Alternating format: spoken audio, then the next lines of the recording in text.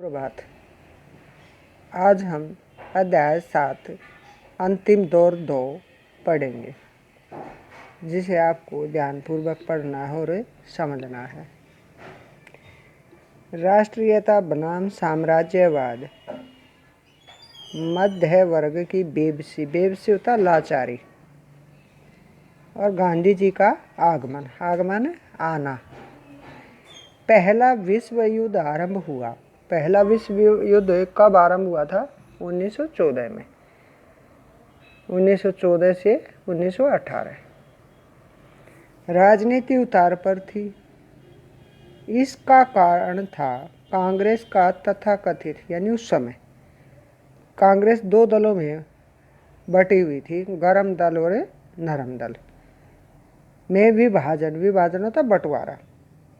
और युद्ध काल यानी युद्ध के समय में लागू किए गए नियम, होता कानून, और प्रतिबंध होता रोक। पहला विश्व युद्ध जब आरंभ हुआ तो राजनीति उतार पर थी।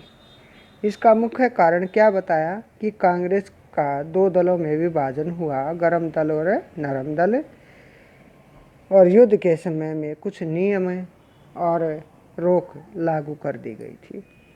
अंततः होता है अंत में विश्व युद्ध समाप्त हुआ। कब? 1918 में।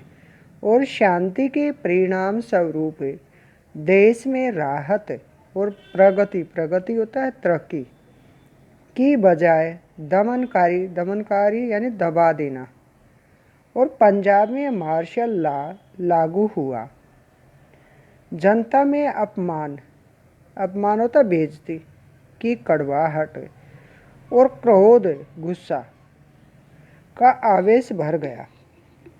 ऐसे समय में जब हमारे देश के पौरुष को लगातार कुचला जा रहा था, शोषण की लगातार निर्मम प्रक्रिया से हमारी गरीबी बढ़ रही थी। क्या हो रहा था कि हमारा शोषण किया जा रहा था और हम गरीब होते जा रहे थे। हमारी जीवन शक्ति क्षीण हो गई थी। क्षीण होता है कमजोर। हमारी जीवन शक्ति क्या हो रहा था? कमजोर हो रही थी। किसान वर्ग दबू और भयभीत था।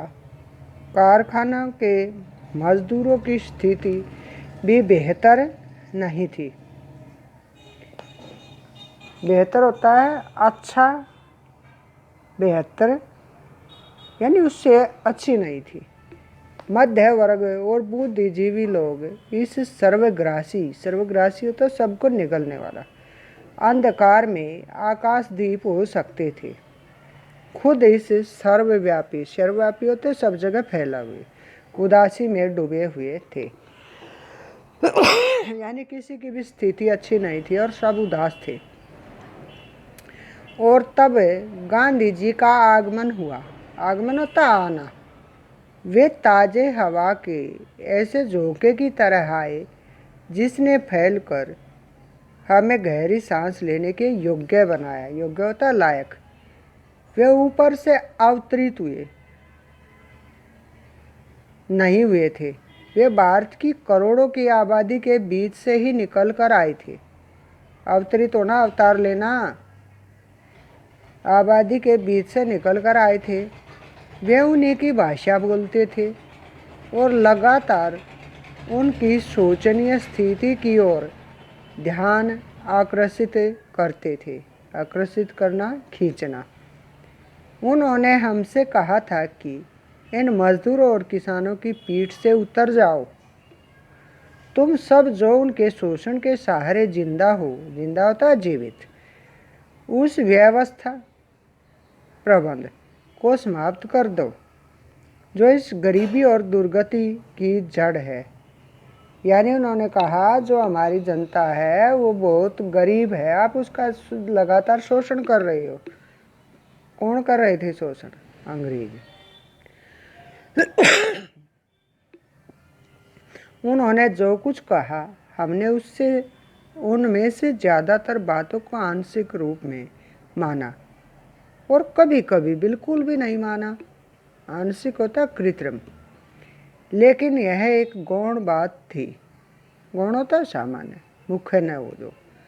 उनकी शिक्षा का सार था निर्भयता और सत्य और उनसे जुड़ा हुआ कर्म।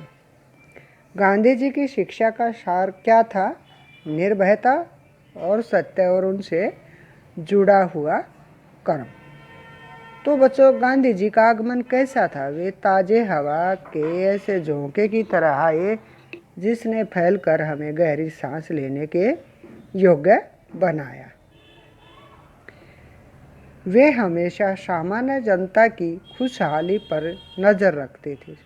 सोचते थे कि जो सामान्य जनता आम आदमी है वो खुश रहे, उन्नति करे। लेकिन ब्रिटिश शासन के अधीन सबसे प्रबल एहसास था भय, व्यापक दमनकारी दमघोटू भय, सेना का, पुलिस का और दूर दूर तक फैले हुए खुफिया विभाग का भय। किन्हें था? भारतीय जनता को। किस किस का बताया? सेना का, पुलिस का और जो खुफिया विभाग थे। अफसरों व जमींदार के कारिंदों का भय, साहूकार का भय, बेकारी और भूखमरी का भय जो हमेशा करीब खड़ा रहता था। चारों तरफ फैले इस डर के खिलाफ ही गांधी की शांत किंतु दृढ़ आवाज़ उठी, डरो मत। जब हम हर प्रकार से भयभीत थे, भय रहता था, तो उस समय गांधी जी ने हमें एक सांत्वना दी, एक आवाज़ दी कि डरना नहीं है।